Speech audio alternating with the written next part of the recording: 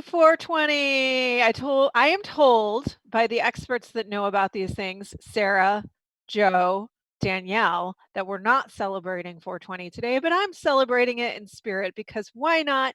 If there's a thing to celebrate, let's celebrate it right now, ladies and gentlemen. We don't know when this is all ending. Spencer GIlbert is here. Why don't you celebrate 420, Roth? Well, apparently we're too sad. Are you only celebrating it because it's Hitler's birthday? Look it up. It's true. It's a lot of really not great things happen today. quite Danielle Radford. Hi, nice to be back. I miss everybody. We are so excited to have you back on our program to join us in our weird Zoom box experience. We, of course, have Joe Starr and Sarah joining us right there in the corner. Our entertainment expert, Sarah, will be piping in with some facts and figures as we go throughout this show. Piped is right, Roth, because I'm waiting until work hours are over, but Sarah's baked. Whoa. Joe. Sure. Who cut your hair? You cut your hair? Yeah, we cut it. How do you cut your hair? We cut it at home. It looks good. Did you get a nicely done? I know. I was commenting on it earlier. His wife has so many skills. If YouTube there's one videos, human wow, ready to survive the apocalypse, it's Joe's wife, Torlin. Yeah. Well, good. Sarah, I'm glad that you're baked. You came ready. You came to celebrate. You came. That's why she's not facing the right direction. Yeah. She's weirdly, she's also a Nazi. And that's the thing that we're trying to get that part out of her. That's the weird part. I think most cats are. Adorable. Controversial opinion, but most cats want all of humanity gone. Yeah. I was gonna adopt, but now I guess I'm not. That's fine. Dog people. Nope. But breaking news. This is Billy's breaking. Ryan interrupts us with news. The Batman is delayed 4 months. This is via the Wrap. To no one's real surprise, the Batman has been moved and will now be released on October 1st, 2021. Warner Brothers announced this today, along with the Shazam sequel has been delayed 7 months, going from April 1st, 2022 to November 4th, 2022. The Flash, the movie The Flash, is shifting up 1 month, going from July 1st, 2022 to June 2nd, 2022. And I think this is probably, we can all presume. So Marvel basically, the other week we talked about this, cascaded, right? They basically moved everything back to the other one's date. I think this is probably going to be the impact of Warner Brothers having to move a lot of movies back right now. We know that Wonder Woman was moved to August, and I suspect, given this announcement, that it may be on its way to moving again. Danielle, we haven't heard from you in a while. What do you think? Well, because I think that a lot of us have been talking about, and again, I haven't been around and in kind of the thick of it, but yeah, as movies get delayed, or any productions, TV production has been delayed. Some production has been cut off completely, depending on where you were at in production. They want to get it's still kind of a first in, first out kind of thing. So it's still going to be the things that they want to get in, they're going to try to get in before everything else. And so I'm not, obviously, if you start delaying things, then whatever was at that date, now that's going to be back at the back of the line. It's like, when you used to go on the swings or ride the slide, man, like you were at the front and then I got messed up and I got to go to the back of the line. And that's just how movies and everything are going to happen now. I like the slide analogy for entertainment and the state of entertainment today. I think you're right, too. These dates moving are also impacted heavily by the fact that production has been delayed. It's just really, I'm sorry, Joe, but all I see is Sarah's tail first above our logo and then right under your chin. But I'd like you to weigh in with your thoughts on this move by Warner Brothers.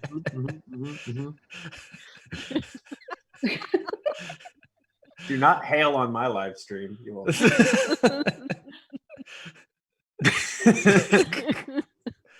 Yeah, I don't think this is unexpected. 4 months isn't huge for Batman. I think they're still trying to make sure that movie's able to really sort of claim that year really strongly. It feels like most of that's probably just going to be wrapping up post and stuff like that. I'm wondering if the studios are really rapid fire trying to figure out some firewall stuff for editors to be able to work from home and get around those those non-disclosure satellites and the heightened security stuff. because I just think, especially as we get closer to everything that's going on, I'm trying so hard. They're just going to want to find every head start they can, and I'm wondering if work from home solution for editors on some of these high profile pictures is definitely a part of trying to figure all that out. Yeah. Warner Brothers finds you an audience that's as devoted as Sarah is to Joe's hair. Because that's what she's trying to do. Is just, ladies and gentlemen, I'm not making that up. The cat is trying to eat his hair. Well, he keeps getting rid of it, so she has to get it before it goes away. Yeah. And I'm almost 75, so like it's going, man. She's not even waiting till you're dead like most cats would before they eat you. No, she's just going to eat you alive right now. This is the apocalypse, and it's adorable. It is just adorable. I love how cooperative she is. My cat is not being nearly as cooperative with how much I would like her to be on camera. Spencer GIlbert. Yo. What do you think the long-term impact of this is on DC in terms of their slate? I mean, long-term is like you said, they're kind of they seem to be cascading the same way that Marvel did, where they take all their whole slate and just delay it by a big chunk of COVID time. What's fascinating me is that somewhere along the line, Flash became a real movie. That's actually happening. No, it is a real movie. You'll see the Snyder Cut and New Mutants before you. I thought that this movie, like, they changed writers, they changed directors, they changed directors again. Ezra was in, Ezra was out. Like, Franklin fans in Greenland or something. Yeah, I wasn't. Weirdly enough, it was during that CW Crisis on Infinite Earths thing where they actually had him show up. Where I was like, oh, I guess they're still doing this. Yeah. He didn't show up. He wouldn't show up for like 3 seconds on a CW show, whatever, if they're not going to make the movie. That's true. The last time you'll see Ezra Miller as the Flash, though. By the time, I mean, on one hand, he has one of those Elijah Wood faces where he'll just look like a boy until he's 84. But I think he's going to age out of the Flash. He's got boy face, yeah. Yeah, he definitely has boy face. He has boy face. But he can be old, but he can kind of time travel. I don't know. I think because the speculation was like they were keeping the Flash movie in their pocket for the big DC EU reset, that they would just have him run real fast and then, we can now recast everybody. But it seems like now that's happened without needing to resort to like a Elseworlds Flashpoint. That's what it's called. Flashpoint. Yeah. So that's the most interesting thing out of this whole announcement is like not only is the Flash movie a go, but it's moving up. That's exciting. They think they have something good. Yeah, I mean, I think to your point, Spencer, what they've done well, and we'll talk about this a little bit with our next story, which is also DC related. What they've done well is not shackle themselves to a shared universe that has to have the same continuity. Because I think that they weren't sure they could manage it, and so they just chose not to do that. Versus Marvel, which I think has managed it beautifully so far. We'll see what happens when we get these new series on Disney Plus.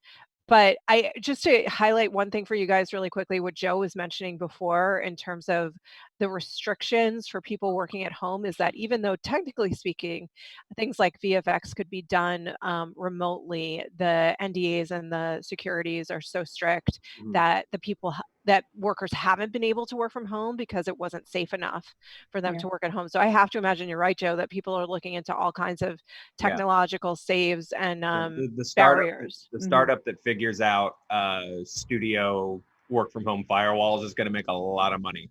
They'll all work out of the chamber from devs, right, Roth? Dude, can we talk about devs? Can we talk about devs right now? Can we talk about devs? I don't know. It's only. Hi, is the resident I can take a walk for a minute. a lesbian? How long? Can I talk about devs? Quest for devs. So we have seen a lot of fan questions for devs. We give people like a week to catch up, but okay. I mean, we will be talking about devs. It's a beautiful story. Okay. I want to talk about devs because I want to talk. Danielle, you weren't even here for Spencer's. I'm just going to pretend you guys are with me because I miss you so much. You weren't even here for Spencer's fan theory, which was awesome and I was obsessed with. It's interestingly both my original theory that I decided wasn't true, then was true. Right. But so was his. Yeah. It's fascinating and we have to get into it, but I think we'll maybe we'll pin it till Wednesday. How about Wednesday Okay. at the end of the show? Yeah, Dev's Okay, Day. let's do it that. Sarah, does that work for your timing? Yeah, I want Excellent. steps. Perfect. Okay, let's talk about our Really next story, watching which was Dynasty. also about the DC universe. So J.J. Abrams was tapped to do the Justice League Dark, for HBO Max. So this is via Deadline. HBO Max has greenlit 3 drama series from J.J. Abrams' Bad Robots Productions, including a Justice League Dark show. So this is via the press release. The third, which is the Justice League Dark show, will be based on DC characters in the Justice League Dark universe. I feel like I've just repeated that now 3 times. In case you guys aren't getting it, because it is 420, again, it's Justice League Dark. Okay. Details are scarce about which exact characters they're going to be using. But this is part of an overall deal for J.J. Abrams and Bad Robot. There have been a bunch, if you guys remember. Guillermo del Toro tried to get this done for years. And I think that Swamp Thing is his favorite character, period. That would be a really good one. Yeah. And so it's kind of it's a weird mixed bag for me, where I sort of feel bad for Guillermo that he just never got it done. And he had so much passion. He has so much passion around like monsters. Honestly, I would rather see it from him if they You were. would? I mean, I'll watch it either way. I think it's going to be great. You get like a Santana in there. There'll probably be a John Constantine.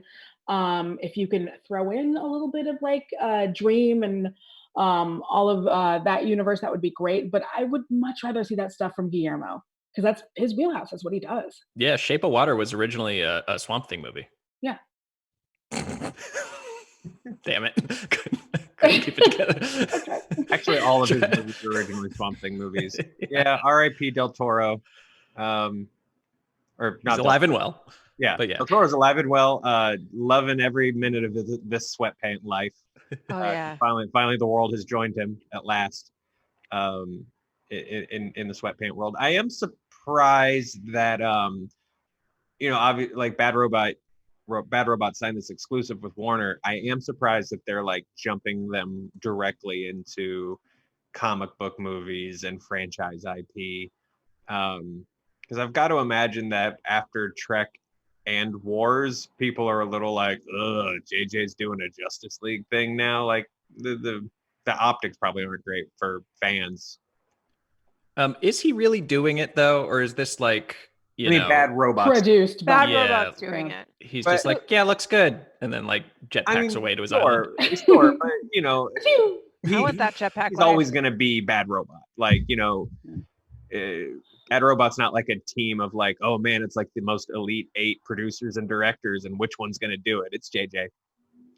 People are always Well, going and to. Kind of. He backs people. He's done shows and produced shows before that he wasn't super hands-on with. I mean, to be fair, outside of the pilot of Lost, he didn't have a ton to do. Right, but we still that was Carlton Cuse and Damon Lindelof.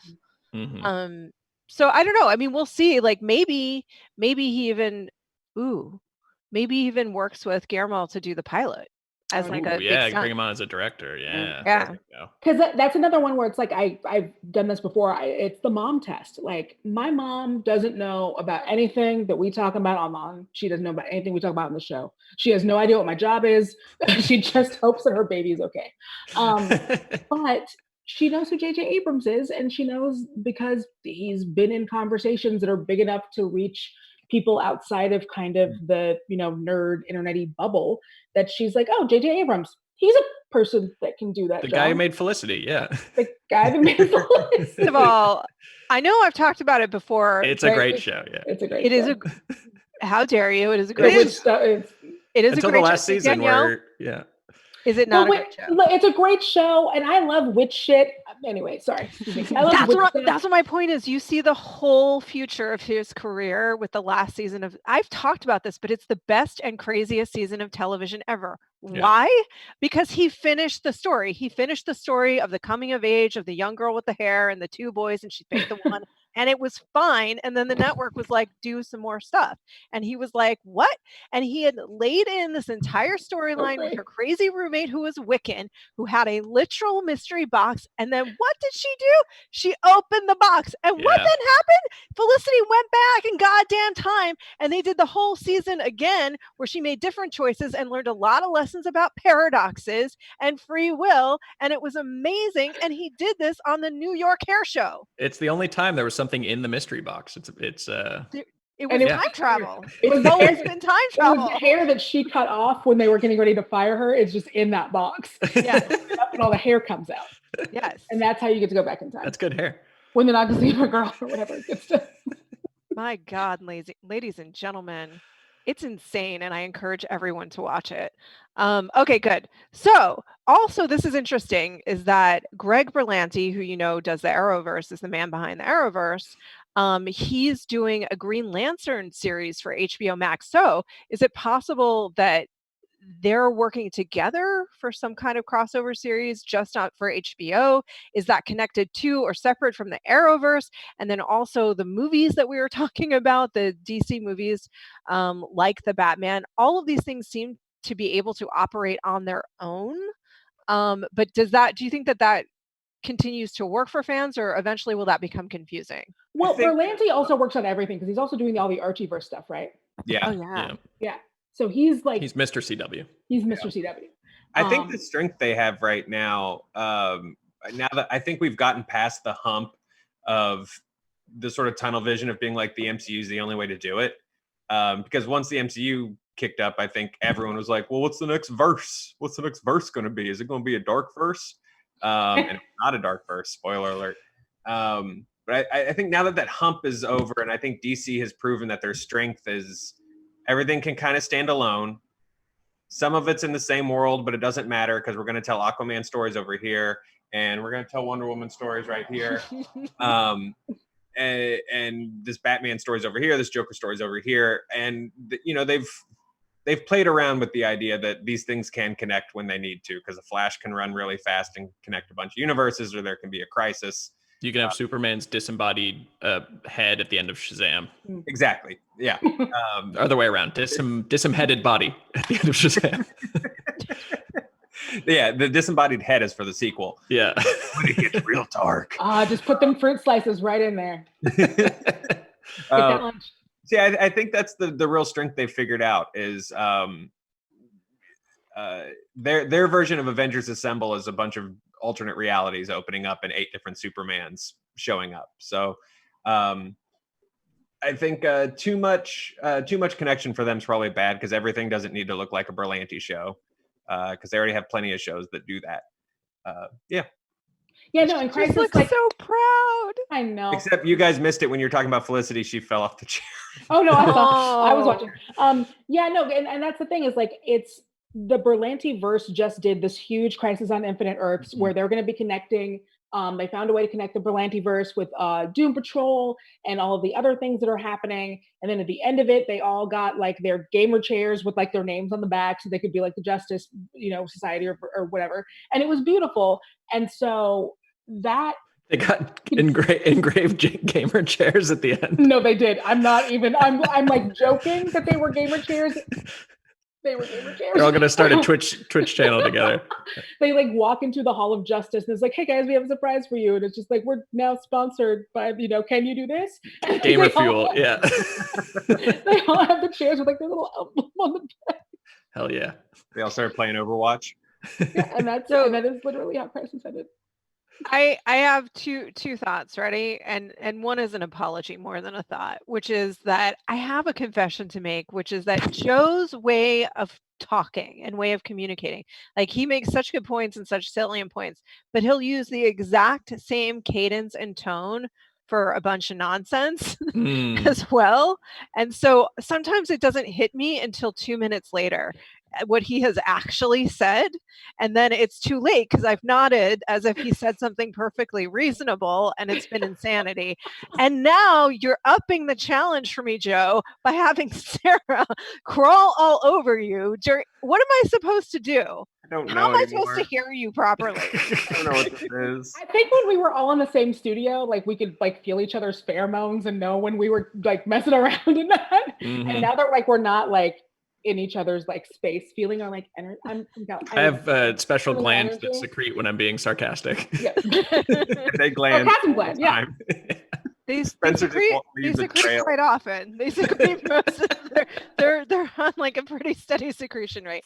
All right, so that's Justice League Dark. I think it's interesting. I mean, listen, I do think it's interesting. HBO Max, when they became HBO Max versus HBO, one of the big things was that they needed volume in order to compete with things like Netflix and ostensibly Disney Plus, although they don't have much in the way of volume, as it turns out, of new material. But they're also leaning into prestige and events at the same time. So I think this is kind of a mix of all of it, particularly if he did eventually get somebody really huge for the pilot, like a Guillermo. I feel like this is a huge play for them to get subscribers, because you'll want to tune in to at least check it out, with all of those names behind it, and you would hope that it would be really, really interesting and good. But he's all do a go ahead. Mandalorian type thing where it's like, yeah, Guillermo did this one, another director did this one, Kurosawa did this one. Sure. Oh yeah, I like that pick Absolutely. for a director. The other interesting thing that they're working on, they're also working on a 1970s crime series. But they're also working on a horror thriller series called The Overlook, inspired by the iconic characters from Stephen King's The Shining. So this is the untold terrifying stories of the haunted hotel, which I can't tell if that means it's an anthology series that each episode will explore one of the stories from one of the ghoulies, or if it's a connected series. But this is being done in collaboration with King and WBTV, who also work on Castle Rock, which I actually really like. And Castle Rock's Dustin Thompson and Scott Brown are negotiating to write Overlook. But listen, last year Dr. Sleep came out and it was reviewed well, but it didn't make a ton of money. So this is an interesting one. Does it feel risky, or is it just kind of like HBO's thesis all along has been, let's make really great work. We'll make a couple of really splashy things like Game of Thrones that people will subscribe for, and then we'll also have these other really strong series.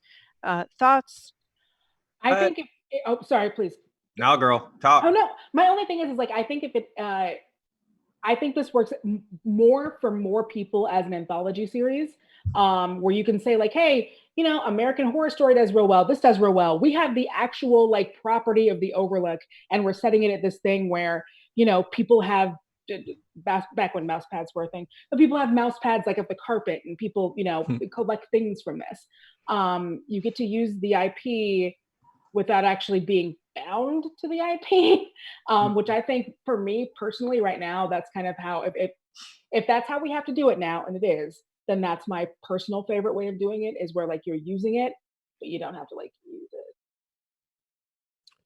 Yeah, I mean, you're under the umbrella of like a haunted hotel, you know, and you're snowed in, and what's the caretaker gonna do this winter?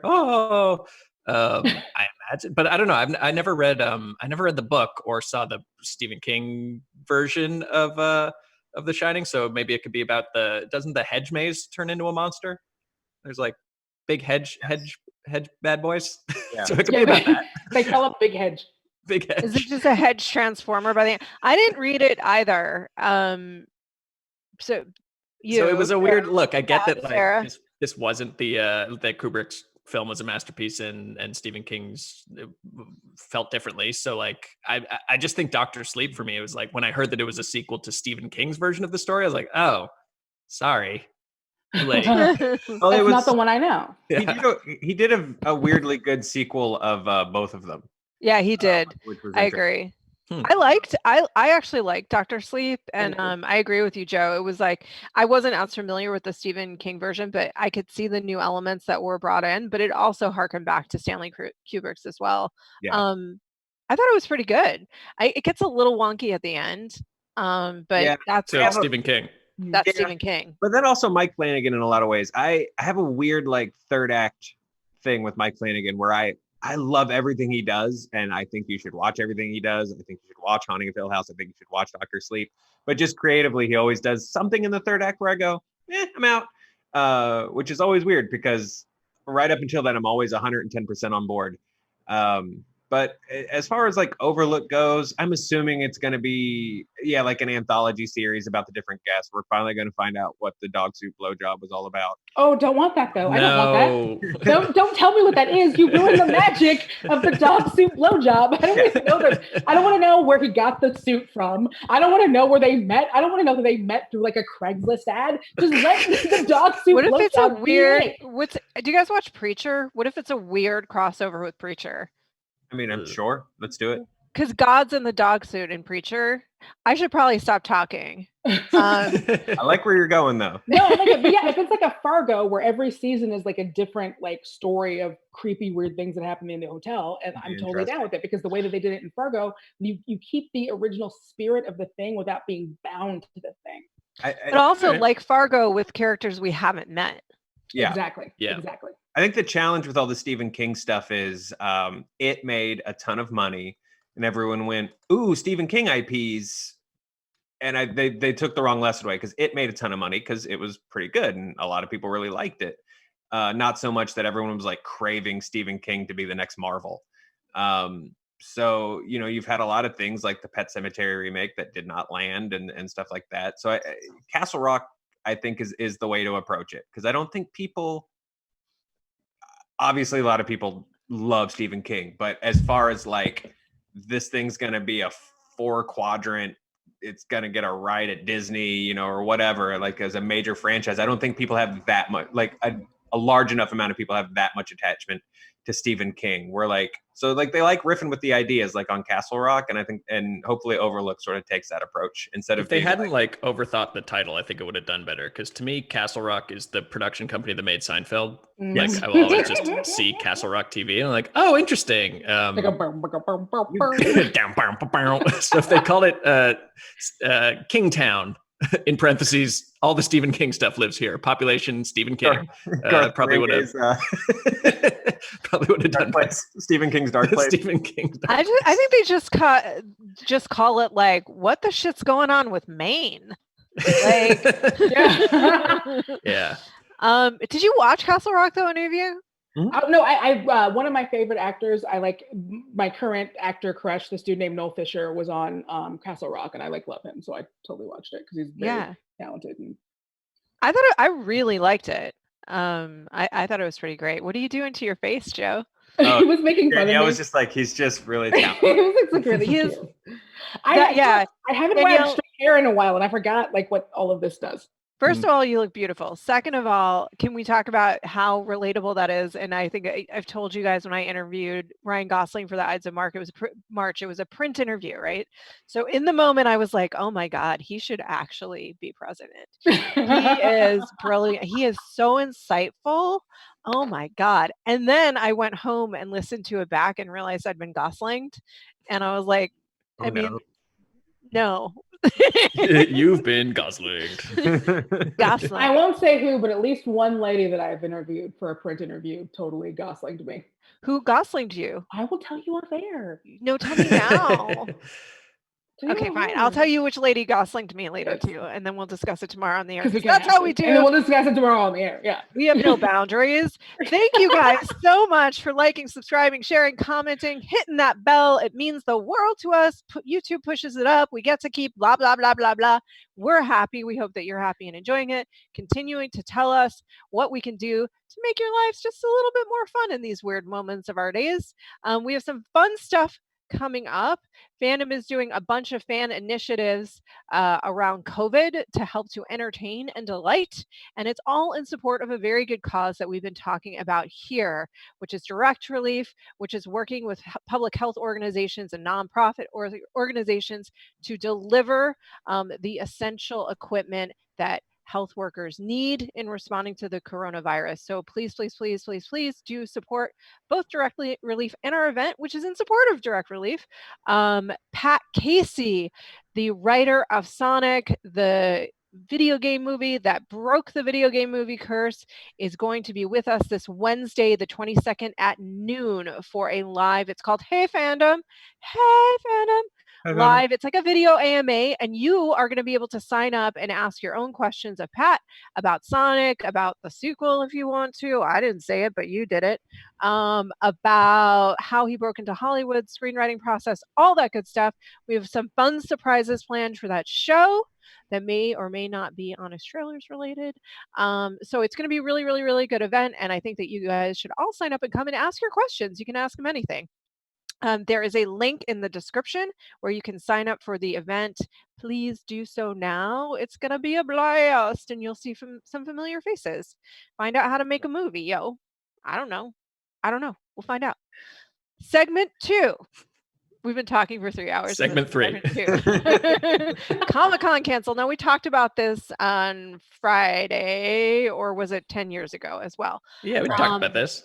They announced that it's been canceled. The 2020 convention has been canceled. Also, WonderCon, which was meant to happen April 10th through 12th, of course, has moved to March 26th through the 28th of 2021. Extraordinary times call for extraordinary measures. Star Wars Celebration is still scheduled for late August in Anaheim, but presuming they're going to cancel that too, yeah?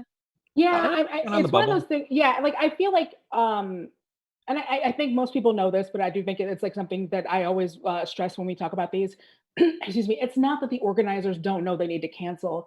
It's that they have to wait until they're told to cancel. Yeah. Because at that point, then their insurance kicks in and they at least get something back for the investment that they've made. So it's not that they're like heartless and that's why they're not canceling. If you think something that you're going to this year is going to be canceled, it's probably going to be canceled, but they have to wait until the city makes them do it, or the state, or someone higher than them is like, you got to do this, because that's when their insurance kicks in.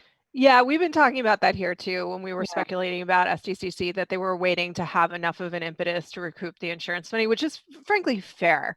It's a massive investment that they made financially, and this is a huge hit to the organization. A lot of this, may not have went anyway. So it's, I don't know, at this point with it being so close, because I remember when people were still saying that like, oh, well, Emerald City hadn't canceled yet. I'm like, you're not going, right? Yeah. And then I knew like 5 people that were still going, and I was like, don't sit next to me. Yeah. Well, people have very different ideas about when it's okay to be outside, don't they, Joe? That they do, Roth. That they do.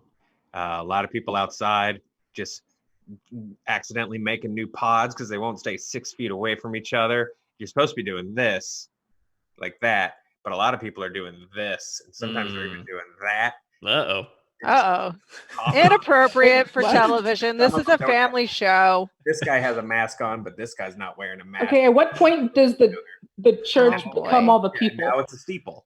So we're teaching my baby sign language, and this is poop, which I thought was really funny. Is like you grab around your thumb and then you drop the thumb out like a log.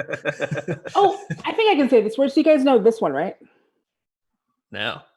That is BS, but the full thing. It's like going out of the mouth and the butt. Yeah. Nice. Yeah, I get that. Wait, you're teaching Annie sign language? Yeah, because she can understand a lot more than she can speak, you know. Oh, that's fun. So it's like a way to talk back. What does she typically say? More and all done. It's just meal related so far. Ray is a Mary Sue. Yeah. I like the cut of her jib. Yeah. Where she's mostly interested in what are we eating today? Yeah. So thoughts on it. Also, people are wondering if Marvel and other studios are going to do kind of their own online presentations because they won't be able to do announcements at SDCC. They've also been doing a lot of slate announcements because they've had to move stuff. So thoughts, big show from Marvel? Well, especially with San Diego Comic-Con, there's already been for the last, like, I don't know, maybe 4 or 5 years, especially last year and the year before, where instead of people necessarily feeling bound to doing things at the actual con, they're buying cheaper things around the area and doing their own activations, and then being like, okay, well, maybe we'll do like 1 or 2, Q&As or whatever in there, but we're going to put most of our stuff outside of that because we don't want to deal with it. And with D23, I feel like Marvel had already been kind of distancing and not doing as much. A lot of the companies haven't been. So I don't feel like they could easily do their own stuff because they've kind of already been making a lot of their big announcements there anyway. instead of waiting for San Diego. I mean, yeah, Disney and Warner and everybody, this isn't really going to affect them too much. I mean, those trailers drop on YouTube anyway. People were going to go see Endgame if Comic-Con didn't exist, right? But I think who really gets hit here is vendors, everybody in Artist Alley, that T-shirt tower.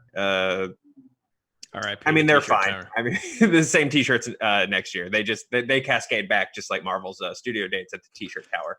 But I think those are the folks that get really hit. Because on one hand, I think that having a year off from Comic-Con allows the big studios to kind of actually have a physical proof that they go, oh, they don't really affect our bottom line. And really, we just dump a bunch of money into it for no reason. Maybe we just don't go now that we have sort of proof that we don't go, or that we don't need to go. But I think who really gets hurt are, vendors and people who have created businesses around fandoms. And that kind of thing. Those people rely on that convention, and they rely on the draw of Hall H. Otherwise, it reverts to 1987, and everyone just kind of hanging around some back issue boxes, which is great, but it's not going to carry the thing. Right, it was like more recent. Oh, go ahead. Oh, no, I was going to say, like, especially like a lot of actors that you love, they make a lot, like the bulk of their money, if they're not working, if you get one hit genre thing, you are on cons for the rest of your life. Oh, yeah. And it might not be like big ballin', but you could make you could make 50, 80 grand a year on cons. If 5 figures at a 1 day signing. Exactly. Yeah. Just because you had like one line that you said to a Dalek once and people really liked it. Yeah, we did the what was it? The Price is Right, basically for Cameo. Yeah. For Cameo. Cameo. We should play that again at some point, but for autographs. Some people are trying to, Joe, I think it was more recently than 87 that I remember being at New York Comic Con, and it was basically like a warehouse full of actual comics. Mm-hmm. In my youth. But yes, it was not what it is now, and it is the Marvels that bring in the 100,000 people that will then maybe buy some things because they're on the floor. Right. I know people are trying to do kind of virtual versions of that, particularly on the commerce side, but with the vendors. But it's, I think, going to be hard to attract as big an audience that way because you're just going to attract the people that would seek out collections anyway. Yeah. Mm-hmm. Spencer Gilbert. Yo. Are you going to miss Comic-Con? Gosh, it's like, it's fun. It's fun to be there. Not as fun to work there. San Diego is kind of a hassle, though I do feel bad for all the gastropubs who are gonna make their nut for the year by hosting, Quibi's Comic-Con party. But I think it's mostly a bummer for the people, for the fans who like want to meet their friends and like go party for a weekend with each other. But as far as like a venue to where the studios come to show off the latest and greatest, I don't think it's been that for like 4 years now. So this is kind of the death knell of Comic-Con as being that. But it's always going to be a fun like nerd Mardi Gras. Yeah. It's weird because it is this thing where hi Sarah, you're back. She's back. It was this thing big on the content. That was what Joe was describing, which was a smaller niche event and then exploded over the last 15 years, 20 years ish. And then now I think has been in the last few years, we've seen it already start to contract again. Studios had made huge investments in terms of ad dollars there, and they didn't see the results. Tron was one of the earliest cases of that, where they really thought that they could make this niche movie and reach this crowd, and that people would show up to the theaters and they would evangelize. That's not what happened. Tron, and there were several like movies aside from Tron where they were like, oh, we'll do like our we'll show this thing at that Comic-Con and hopefully it'll be a big thing, and it just didn't wind up happening because everyone who really wanted to see it saw it at Comic-Con, and so it didn't wind up, the word of mouth wasn't there because you'd already reached your audience. Yeah, it's weird, like the Comic-Con audience is weirdly one that these big studios can now take for granted. They need to be debuting trailers the next week at like the orthodontist convention, and Right. branch Yeah, out. no, you're not wrong. So you're not wrong. Yeah, Scott it's Pilgrim true. Scott Pilgrim was a huge because they really banked on, we're going to get this in at all of the conventions, the nerds are going to see it, and then they're going to go evangelize it. And like, no, because the people who knew what Scott Pilgrim was went and saw it. Like, and then they could only evangelize to so many other people. Yeah. You're not going to get as many times as I asked my best friend to watch Battlestar Galactica. She refused. Well, we're the super nerdy are the worst people to rely on for evangelism, because like everyone around us is so tired of us talking about our stuff.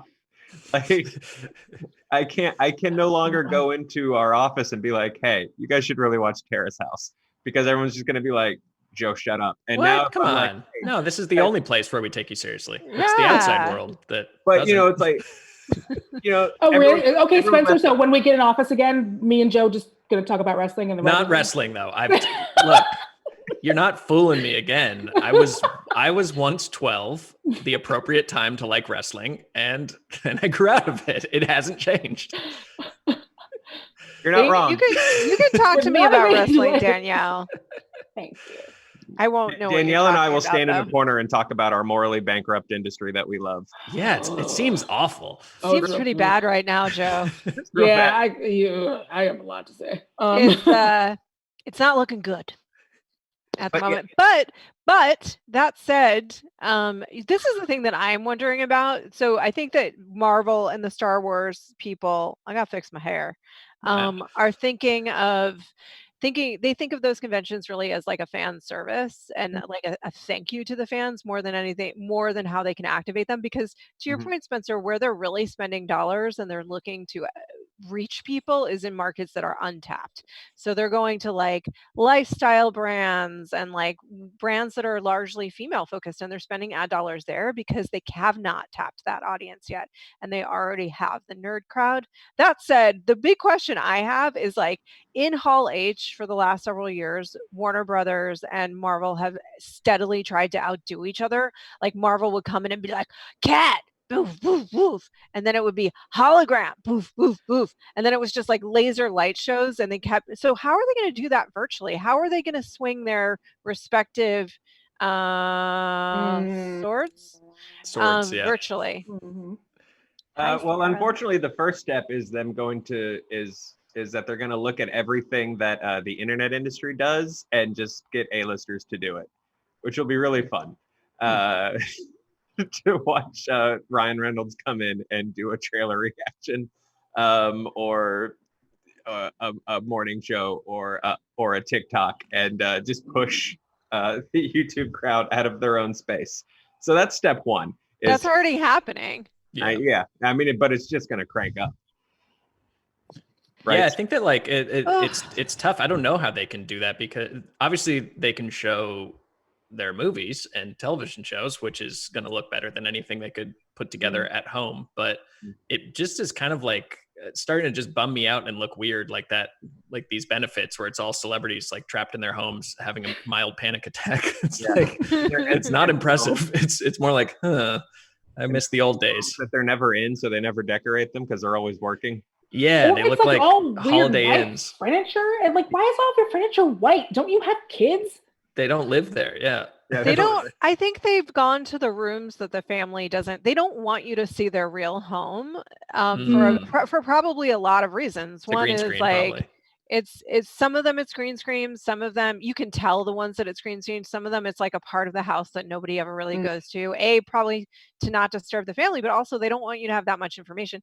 And also they're trying to still seem relatable, so they don't want to show you like their fountains and pools and like they learned a hard lesson. I feel like I feel like those are the only ones that I ever see, is like the ones where it's like, here's my marble, kitchen island, and everything is all pristine and white. And I just assume that rich people don't have taste and just think, we'll just make everything white parties. Did you see the Drake's house in Architectural Digest? Yeah, you did. Yeah, I did. Yeah, I did, sir.